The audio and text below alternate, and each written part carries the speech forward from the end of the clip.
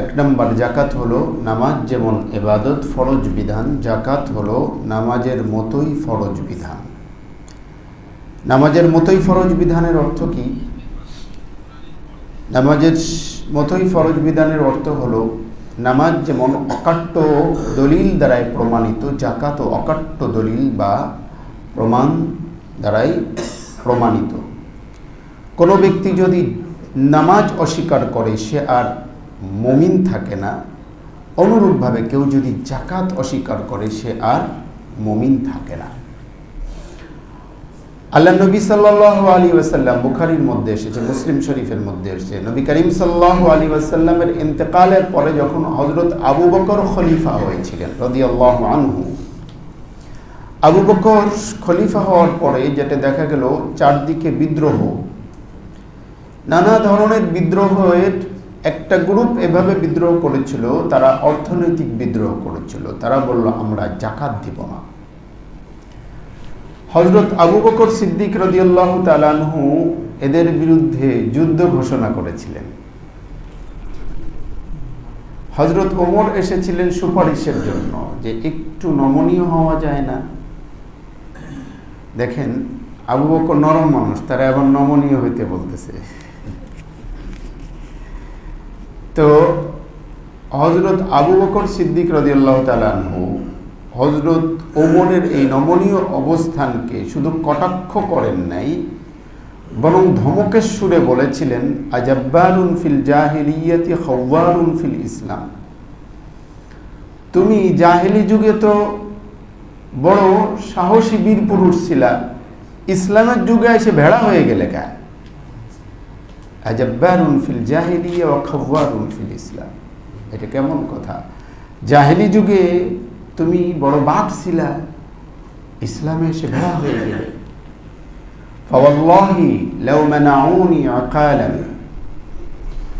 আল্লাহর কসম, যদি তারা একটা রশি বা দড়ি যাকাত হিসেবে যদি দিত আল্লাহর নবীর যুগে, ওই রশি বা দড়িটা যদি না দিতে চাই, তাহলেও আমি তাদের বিরুদ্ধে যুদ্ধ ঘোষণা করব। সুবহানাল্লাহ।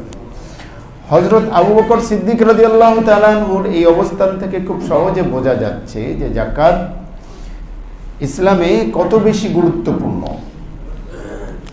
তো বলছিলাম, যাকাত হলো ইবাদত এবং অকাট্য প্রমাণ দ্বারাই, দলিল দ্বারাই প্রমাণিত। কোরআনুল কারীমের অনেক জায়গায় এসেছে, আল্লাহ জায়গায় জায়গায় বলেছেন, ওয়া আকিমুস সালাতা ওয়া আতুজ যাকাত, তোমরা নামাজ কায়েম করো, যাকাত আদায় করো। সূরা নূরের মধ্যে আসছে, সূরা বাকারার মধ্যে আসছে, সূরা মুজাম্মিলের মধ্যে আসছে, মেলা জায়গায় আকিমুস সালাতা ওয়া আতুজ যাকাত।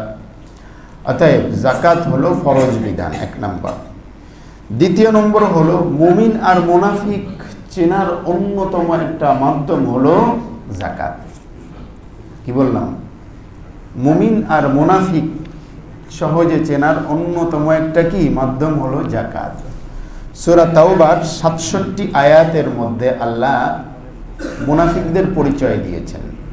ওয়াল মুনাফিকুনা ওয়াল মুনাফিকাতু বা'দুহুম মিন বা'দ ইয়া'মুরুনা বিল মুনকারি ওয়া ইয়ানহাউনা আনিল মা'রুফি ওয়া ইয়াকবিদুনা আইদিয়াহুম নাসুল্লাহা ফানাসিয়াহুম। বলে ইমানদার পুরুষ, ইমানদার নারী, মুনাফিক পুরুষ আর মুনাফিক নারী একজন আরেকজনের বন্ধু, মানে একজন আরেকজনের সহযোগী।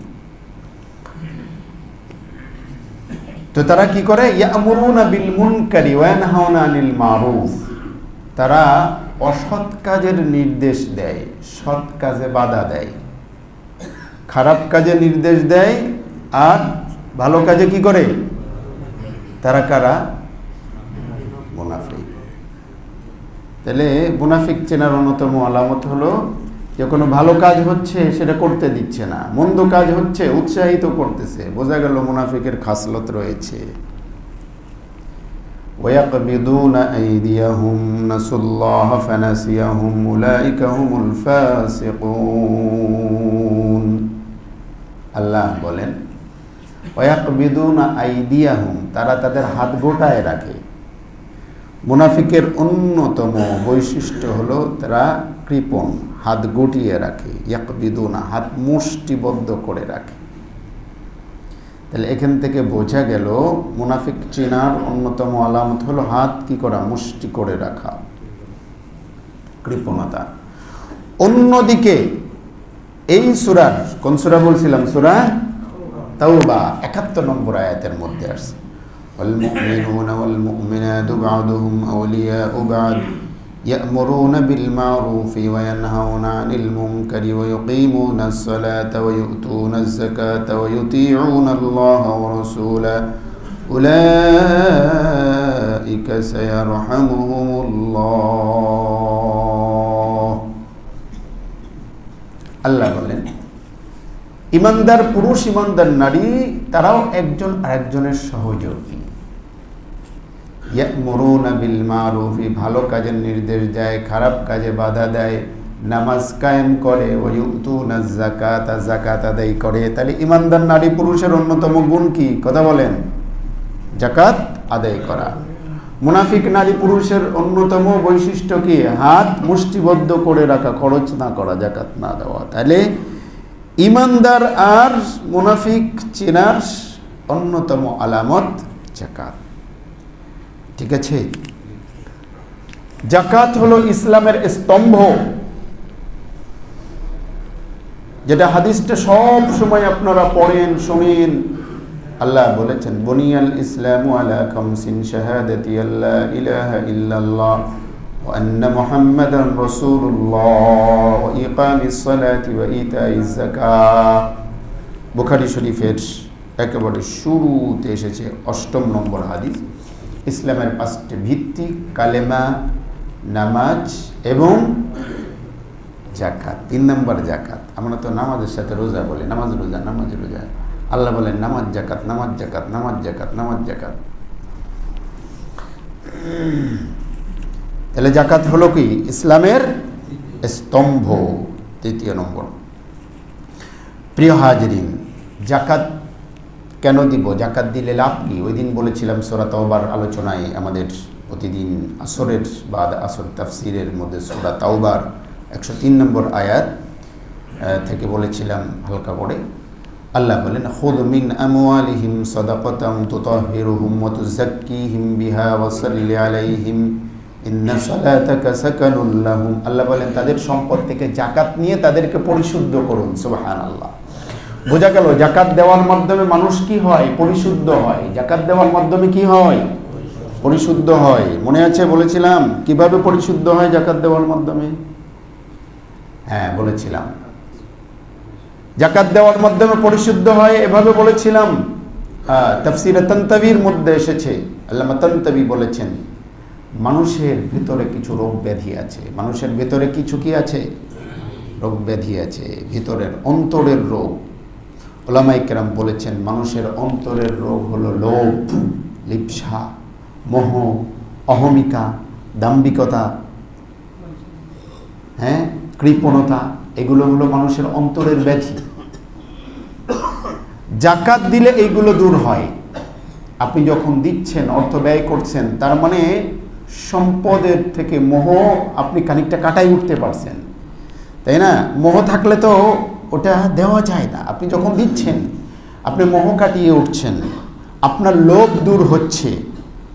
এরকম অন্তরের মধ্যে আরও যে সকল ব্যাধি আছে, কৃপণতা, মুখালতি, এগুলো দূর হয়, ঠিক কিনা? যখন দূর হয়ে যায় তখন আপনার অন্তর পরিশুদ্ধ হচ্ছে, তাই না?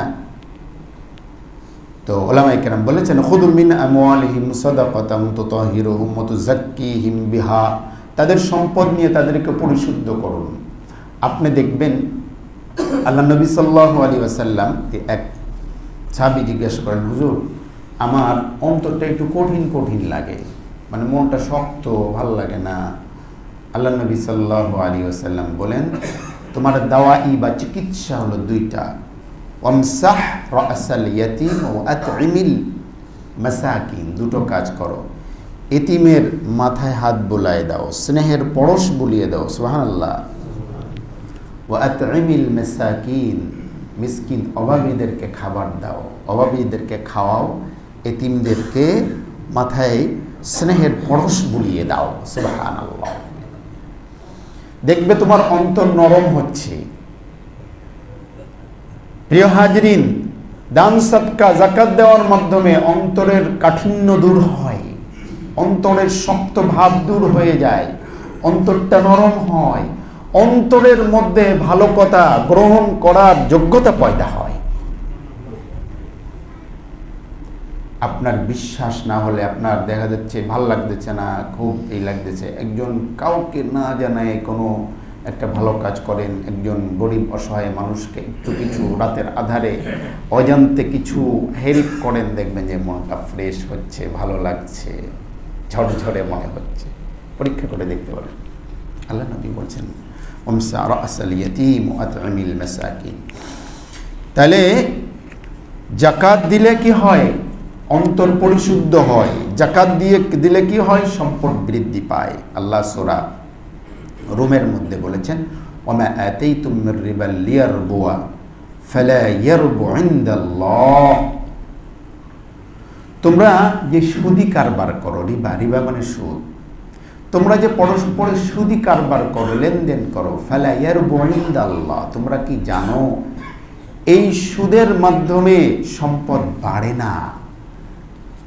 ইয়ামহাকুল্লাহুর রিবা ওয়া ইউরবিস সাদাকাত, আল্লাহ সুদকে মোচন করে দিয়েছেন, ওয়া ইউরবিস সাদাকাত, সাদাকাতকে বাড়িয়ে দিয়েছেন। সুবহানাল্লাহ।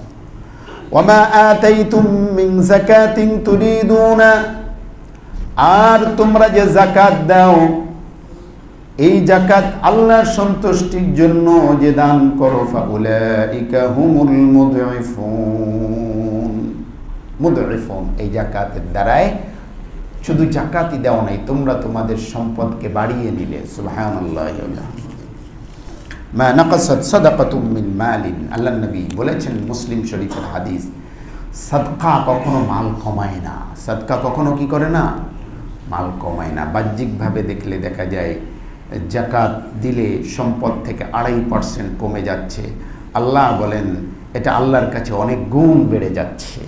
সুবহানাল্লাহ। যাকাত দিয়ে কে দেউলিয়া হয়ে যায় নাই, বরং এটা স্বীকৃত সুদি কারবার করে মানুষ দেউলিয়া হয়ে গিয়েছে, যাকাত দিয়ে দেউলিয়া হয়ে গিয়েছে, নজির নাই, বরং সুদি কারবার করে মানুষ দেউলিয়া হয়ে গিয়েছে। প্রিয় হাজরিন,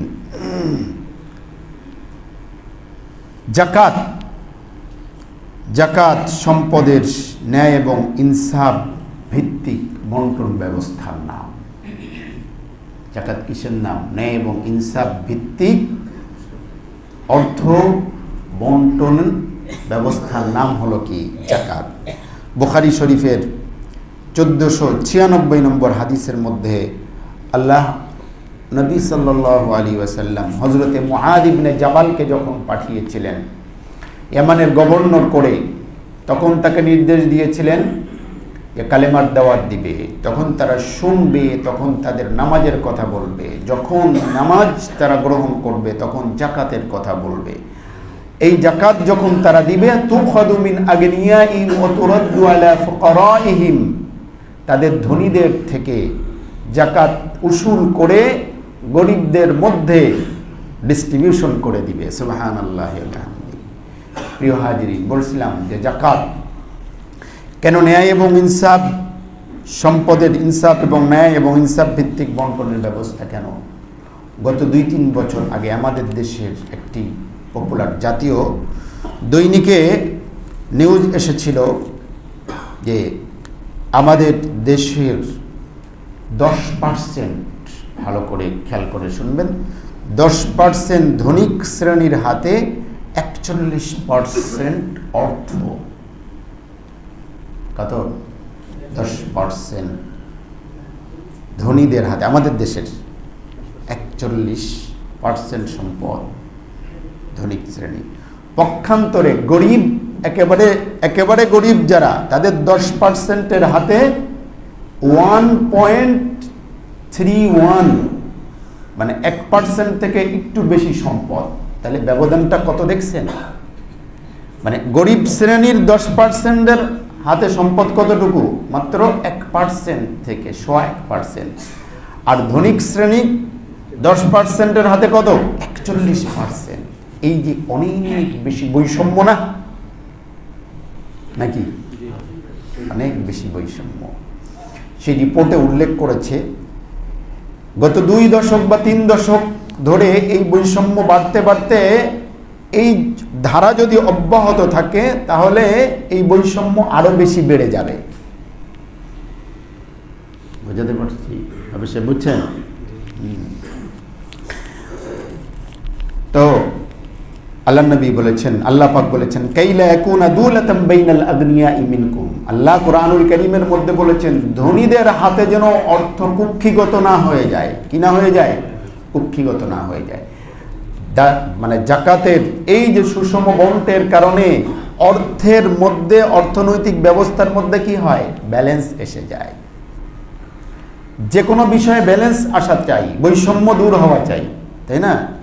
বৈষম্য বিরোধের কথা দিয়ে আমরা বলি, বৈষম্য তো সব জায়গায় দূরীভূত হওয়া চাই, ঠিক না? আর্থিক বৈষম্য যদি দূর না হয় তাহলে তো শোষণ বেড়ে যাবে, ঠিক কি না? জুলুম বেড়ে যাবে, শোষণ বেড়ে যাবে। এই জন্য আর্থিক বৈষম্য দূর হওয়া চাই। আর আর্থিক বৈষম্য দূর হওয়ার অন্যতম মাধ্যম হলো কি? যাকাতের সুষম বন্টন। আল্লাহ বলেছেন, আহুম ইয়াকসিমুনা রাহমাতা রাব্বিক নাহনু কাসামনা বাইনাহুম মাঈশাতাহুম ফিল হায়াতিদ দুনিয়া। সম্পদ আমি দিয়েছি, তবে সম্পদ আমি দিয়েছি, দেওয়ার পরে আমি সম্পদের মধ্যে কার কতটুকু হক রয়েছে সেই হক এর কথাও কিন্তু আমি বলেছি। ওয়ায়াসআলুনাকা মাযা ইউনফিকুন কুল মা আনফাকতুম মিন খায়রিন ফালিল ওয়ালিদাইনি ওয়াল আকরাবিন ওয়াল ইয়াতামা ওয়াল মাসাকিন ওয়া ইবনিস সাবিল। তারা বলে খরচ করব কোথায়? বলে ভালো কাজে খরচ করো। যেখানেই খরচ করবে সেখানেই যেন ভালো কাজে খরচ যেন করো। আর বিশেষ করে পিতামাতার জন্য খরচ করো, এতিম মিসকিনদের জন্য খরচ করো, পথিক মুসাফিরদের জন্য খরচ করো, অভাবী অসহায়দের জন্য খরচ করো। প্রিয় হাজিরিন, তো এই জন্য যাকাত যদি সুন্দরভাবে সুষমভাবে বন্টন হয় আর্থিক বৈষম্য দূরীভূত হবে। তবে হ্যাঁ, একথা মনে রাখতে হবে যে যাকাত কিন্তু স্থায়ী অর্থনৈতিক মানে ইসের সমাধান কিন্তু ইসলাম বলে নাই। মানে ইসলাম একথা বলে নাই যে শুধু যাকাতের মাধ্যমে স্থায়ী আর্থিক বা অর্থনৈতিক সমস্যার সমাধান হবে। এটা একটু টেম্পোরারি। ইসলাম যাকাতের সাথে সাথে যেটা উদ্বুদ্ধ করেছে এটা বলে নাই যে এক শ্রেণীর মানুষ সে সারা জীবন যাকাত দিয়ে যাবে আর এক শ্রেণীর মানুষ সারা জীবন যাকাত খেয়ে যাবে। যদি এটাই হতো তাইলে যাকাত খোররা চিন্তা করতো যে ঠিক আছে, এটাই তো একটা ভালো জিনিস, পরিশ্রম করব না, কষ্ট করব না, যাকাত খেয়ে যাব না। ইসলাম কিন্তু এটা শিখাই নাই। ইসলামের শিক্ষা হলো নবীর শিক্ষা, করো না ভিক্ষা। হ্যাঁ, ওইটি শিক্ষা এসেছে বলে আমার কাছে কিছু নাই, ভিক্ষা করতে এসেছে বলে কিছু নাই, বলে ঘরের মধ্যে কিছু সামান আছে, হ্যাঁ একটা পাতিল আছে, একটা কম্বল আছে, বিক্রি করো। বিক্রি করে আল্লাহ নবী সাল্লাল্লাহু আলাইহি ওয়াসাল্লাম কি করেছিলেন? হ্যাঁ, কোড়াল বানিয়ে দিয়েছিলেন, কাঠ কেটে স্বাবলম্বী হতে বলেছেন। ইসলাম কিন্তু প্রত্যেককে স্বাবলম্বী হওয়ার কথা বলে এবং উদ্বুদ্ধ করে ইসলামের শিক্ষা। তবে যাকাত নিয়মিত আদায় করার দ্বারাই মানুষের মধ্যে বৈষম্য দূর হয়, আর্থিক ব্যালেন্স তৈরি হয়ে যায়। কেউ এক শ্রেণীর মানুষ সম্পদ কুক্ষিগত করে রাখার সুযোগ থাকে না। ঠিক আছে ইনশাল্লাহ। প্রিয় হাজিরিন, যাকাত যাদেরকে দেওয়া হয়, যাকাত প্রাপ্ত মানুষ, এটা কি তাদের প্রতি অনুদান, করুণা, নাকি তাদের হক? জবাব বা উত্তর হলো কোরআনুল কারীম বলে, কোরআনুল কারীম বলে এটা তাদের ন্যায় অধিকার, ন্যায্য অধিকার। কোরআনুল কারীম বলেন অফি আমওয়ালিহিম হাক্কুল লিসাইলি ওয়াল মাহরুম। সূরা মাআরিজের মধ্যে আল্লাহ বলেছেন, সূরা জারিয়াতের মধ্যে বলেছেন অফি আমওয়ালিহিম হাক্কুল লিসাইলি ওয়াল মাহরুম। তাদের সম্পদের মধ্যে হক রয়েছে, অধিকার রয়েছে। কাদের? যারা যাঞ্চাকারী, লিসাইলি ওয়াল মাহরুম, বঞ্চিতদের, প্রার্থনাকারীদের, অভাবীদের অধিকার রয়েছে। কাজেই এই আয়াত থেকে বোঝা যায় যে ধনীর সম্পদে গরিবের এটা অধিকার। এটা কি? অধিকার। কাজেই যে জাকাত দিচ্ছে সে করুণা করছে না, বরং এভাবে বলা যায় যে জাকাত নিচ্ছে সে করুণা করছে, তাই না? আমাদের একজন মুরব্বী ছিলেন মাস্টার শহীদুর রহমান স্যার, হ্যাঁ, উনি বলতেন যে আসলে যে জাকাত নিচ্ছে সে তো কি করতেছে? দয়া করতেছে। কেন সে দয়া করতেছে? এইভাবে যে সে তোমাকে একটা ইবাদত আদায় করার উপলক্ষ তৈরি করে দিয়েছে। কত সুন্দর!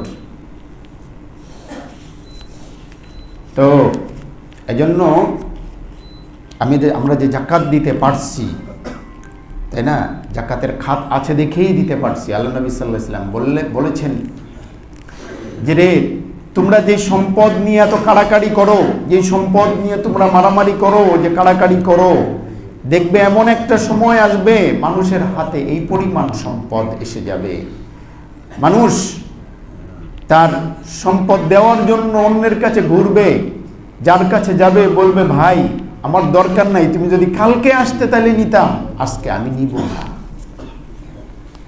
এবং এমন একটা সময় আসবে যখন মানুষের এমন ভীতিকর অবস্থা তৈরি হবে, কে সম্পদ দিচ্ছে কে সম্পদ নিচ্ছে, এই অবস্থার মধ্যে মানুষ থাকবে না। মানুষ ধরুন হঠাৎ করে যখন কোনো বিপদ, হঠাৎ করে আল্লাহ না করুক, এই যে রোজার মধ্যে আবার হালকা ভূমিকম্প হয়ে গিয়েছে, বেশ এই 2 বার না, বারবার ভূমিকম্প হচ্ছে। আল্লাহর কাছে বেশি বেশি করে দোয়া করা চাই, আল্লাহর কাছে বেশি বেশি করে দোয়া করা চাই, ইস্তেগফার করা চাই। ধরুন কঠিন বিপদ, হ্যাঁ, সংকট, বিপদ, হ্যাঁ, আপনাকে শত্রু তাড়াচ্ছে, দৌড়াচ্ছে, আপনি আপনার নিজের জীবন নিয়ে পালাচ্ছেন। ওই সময় যদি বলে ভাই থাম, আমি তোরে 1 কোটি টাকার চেক দিচ্ছি, ধর্মিয়া রাখেন, আমি আমার জীবন বাঁচানোর তাহলে আছি, আপনি 1 কোটি টাকার চেক নিয়ে। তো মানুষের জীবন হলো সবচেয়ে বড়। তো আল্লাহ নবী সাল্লাল্লাহু আলাইহি ওয়াসাল্লাম বলেছেন একাধিক কিয়ামতের পূর্বে এমন একটা ভয়াবহ অবস্থা হবে, মানুষ একজন আরেকজনের টাকা নিয়ে যাবে, কয়ে আমার সময় নেই, আমি টেনশনের মধ্যে, আমি আর জীবন বাঁচানোর জন্যই আমি ব্যস্ত আছি। প্রিয় হাজরিন, তো বলছিলাম জাকাত আদায় করুন, যাকে জাকাত দিচ্ছেন এটা তার অধিকার মনে করে কি করুন? জাকাত আদায় করুন। জাকাত অনেক সময় আমরা ইবাদতের প্রদর্শনী করি, বি কেয়ারফুল, খবরদার কোন ইবাদতকে প্রদর্শনী করবেন না। দুনিয়াও যাবে আখেরাত যাবে, ইবাদত প্রদর্শনী না করে, আমি অন্যভাবে বলছি আর কি, মানে ইবাদত প্রদর্শনী না করে, প্রদর্শনী করে জাকাত না দিয়ে ওইটাকে আপনি খাই ফেলেন, সমস্যা নেই, মানে সমস্যা নেই এই অর্থে, কারণ কমপক্ষে খাইলেন তো। আর প্রদর্শনী করতে গিয়ে দুনিয়াও পাইতেছেন না, আখেরাতও পাইতেছেন না, এই হিসেবে বললাম। তো কোনো ইবাদতের প্রদর্শনী করবেন না মেহেরবানি করে, দুনিয়াও যাবে আখেরাতও যাবে। হ্যাঁ, তবে হ্যাঁ, ইবাদত প্রকাশ্যে করা যায়, গোপনেও করা যায়। প্রকাশ্য করা আর প্রদর্শনী করা কিন্তু এক নয়। আল্লাহ রাব্বুল ইজ্জত ওয়াল জালাল প্রকাশ্যে দানের কথাও কিন্তু বলেছেন, মানে এর মানে এই না যে প্রকাশ্যে ইবাদত করা যাবে না, সেটা না, আমি প্রদর্শনী করতে নিষেধ করেছি। আল্লাহ কোরআনুল কারীমের মধ্যে তো বলেছেন আল্লাযীনা ইউনফিকুনা আমওয়ালাহুম বিল-লাইলি ওয়ান-নাহারি সিররান ওয়া আলানিয়াতান ফালাহুম আজরুহুম ইনদা রাব্বিহিম ওয়া লা খাউফুন আলাইহিম ওয়া লা হুম ইয়াহজানুন। সূরা বাকারা 274 নম্বর আয়াতে আল্লাহ বলেছেন, যারা তাদের সম্পদকে আল্লাহর রাস্তায় ব্যয় করে রাতের বেলায় দিনের বেলায়, বিল-লাইলি ওয়ান-নাহারি, রাতের বেলায় দিনের বেলায়, সিররান ওয়া আলানিয়াতান, গোপনে প্রকাশ্যে, কখনো গোপনে কখনো প্রকাশ্যে। আমি বলেছি এর আগেও, কখনো গোপনে দান করা উত্তম, কখনো প্রকাশ্যে দান করা উত্তম। আল্লাহ নবী সাল্লাল্লাহু আলাইহি ওয়াসাল্লাম প্রকাশ্যেও কিন্তু দান কালেকশন করেছেন, করেন নাই? যুদ্ধে যাবেন, তাবুকের যুদ্ধে, অন্য যুদ্ধে, কে কি দিবা দাও, প্রকাশ্য ঘোষণা দাও। আল্লাহ নবী সাল্লাল্লাহু আলাইহি ওয়াসাল্লাম প্রকাশ্য ঘোষণা দিয়েছিলেন, হযরত ওসমান ঘোষণা দিয়েছিলেন, আমার ওই বাগান দিয়ে দিলাম, এটা দিলাম, সেটা দিলাম। আবু বকর বলেছিলেন আমার সম্পদ পুরোটাই দিলাম, ওমর বললেন অর্ধেক দিলাম, তাই না? তো প্রকাশ্যেও কিন্তু কি করেছিলেন? দান কালেক্ট করেছিলেন, আবার গোপনেও দিতে বলে। জন্য আল্লাহ প্রকাশ্যে দান করাকেও প্রশংসা করেছেন, গোপনে দান করাকেও কি করেছেন? প্রশংসা করেছেন। যেটা নিন্দা সেটা হলো রিয়া তথা প্রদর্শনী করা। প্রকাশ্যে দান করা আর রিয়াবাদী করা দুটো এক নয়। যদি নিয়ত থাকে যে আমি প্রকাশ্যে দান করতে এই জন্য চাই যে আমি দান করলে প্রকাশ্যে আমাকে দেখে আরো দুইজন উদ্বুদ্ধ হবে, তো হাদিসের মধ্যে আসছে আদ-দাল্লু আলাল খাইরি কাফাইলিহি, কেউ ভালো কাজ করলো আর কেউ ভালো কাজে উৎসাহিত করলো, যে ভালো কাজে উৎসাহিত করছে তার দেখা দেখি আরেকজন ভালো কাজ করছে, সে সমপরিমাণ সওয়াব পাবে। প্রিয় হাজিরিন, তো এই জন্য আল্লাহ বলেছেন যারা প্রকাশ্যে গোপনে দান করে তাদের সওয়াব কি? ফালাহুম আজরুহুম ইনদা রাব্বিহিম, আল্লাহর কাছে তো সওয়াব আছেই। ওয়ালা খাউফুন আলাইহিম, তাদের কোনো ভয় নাই, তাদের কোনো কি নাই? টেনশন নাই। মহাবিপদের সময় তাদের কোনো টেনশন নাই। প্রিয় হাজিরিন, যাকাত না দিলে আমার ক্ষতিটা কি? লাভের কথা তো বললাম, যাকাত না দিলে ক্ষতি কি? অনেক ক্ষতি। একটা তো সামাজিক ক্ষতি, যেটা একটু আগেই বললাম। সামাজিক ক্ষতি হলো অর্থনৈতিক বৈষম্য বেড়ে যাবে। আর্থিক বৈষম্য বেড়ে গেলে জুলুম, শোষণ, অবিচার বেড়ে যাবে। এক গ্রুপ অনেক বেশি শক্তিশাল, পাওয়ারফুল হয়ে যাওয়া, আরেক গ্রুপ দুর্বল হয়ে যাওয়া, এটা শোষণের অন্যতম কি মাধ্যম। সব কিছুতে যখন ব্যালেন্স থাকবে তখন কিন্তু মানুষ অত্যাচার নিপীড়ন করতে, যেমন একজনের অর্থের সাথে আরেকজনের অর্থের কাছাকাছি মিল আছে, একজনের শক্তির সাথে আরেকজনের শক্তির মিল আছে, তাই না? একজনের শিক্ষার সাথে আরেকজনের শিক্ষার মিল আছে, কাছাকাছি কাছাকাছি, তখন কিন্তু সে জুলুম বা নিপীড়ন করতে কি? এই জন্য সব জিনিসের মধ্যে ব্যালেন্স আছে চাই, শক্তির মধ্যে, সামর্থ্যের মধ্যে, অর্থের মধ্যে, শিক্ষার মাধ্যমে। বোঝাতে পারছি না? পারি নাই? আর আরেকটা যেটা আখেরাতে যেই শাস্তি, ক্ষতি, যেটা আখেরাতের যেই ক্ষতি, সেই ক্ষতিটা হলো আল্লাহ নবী সাল্লাল্লাহু আলাইহি ওয়াসাল্লাম বলেছেন যে সম্পদের যাকাত দেওয়া হয় নাই, এই সম্পদ সাপের আকৃতিতে তার গলার মধ্যে পেঁচিয়ে দেওয়া হবে, গলার মধ্যে পেঁচিয়ে দেওয়া হবে। এই সাপ তাকে দংশন করবে আর বলতে থাকবে আনা কানজুকা আনা মালুকা, আমি তোমার ওই সম্পদ, আমি তোমার ওই ভান্ডার, ওই অর্থ, যেই অর্থের তুমি যাকাত দাও নাই। আল্লাহু আকবার। আল্লাহ বলেছেন কৃপণতা মনে করে তারা কৃপণতা, অর্থ সম্পদ না দিয়ে মনে করে ভালো আছি, মোটেও ভালো নাই, তারা আসলে খুব খারাপ অবস্থায় আছে। প্রিয় হাজরিন, যাকাত দিবে কোথায়? যাকাতের মোট 8টা খাত সূরা তাওবার 60 নম্বর আয়াতে দেখে নিন। ইন্নামাস সাদাকাতু লিল ফুকারা'i ওয়াল মাসাকিন ওয়াল 'আমিলিনা 'আলাইহা ওয়াল মুআল্লাফাতি কুলুবুহুম ওয়া ফির রিকাবি ওয়াল গারিবিনা ফি সাবিলিল্লাহি ইবনিস সাবিল, ফকির, মিসকিন, অসহায়, মুসাফির, মুজাহিদ, এবং এই 8টা খাত এখানে বিস্তারিত আছে। দিবেন নিজের আশেপাশের গরিব মিসকিনদেরকে দেখে দিবেন, যারা বিশেষ করে আত্মীয় স্বজনের মধ্যে যারা গরিব অসহায় আছে তাদেরকে দিবেন, পাড়া প্রতিবেশীর মধ্যে যারা অসহায় আছে তাদেরকে দিবেন, বিশেষ করে দ্বীনি প্রতিষ্ঠানে যেখানে গরিব মিসকিন অসহায় তালেব ইলম বা ছাত্র আছে সেখানে দিবেন। মুফতি শফি রাহিমাহুল্লাহ লিখেছেন আত্মীয়দের দিলে 2 সওয়াব, একটা হলো আত্মীয়তার সম্পর্ক রক্ষা করা, একটা হলো দান। গরিব তালেব ইলমদের দিলে 2 ধরনের সওয়াব, একটা হলো দান, অপরটা হলো ইলমে দ্বীনের প্রচার প্রসার। আল্লাহ আমাদের তৌফিক দান করুক।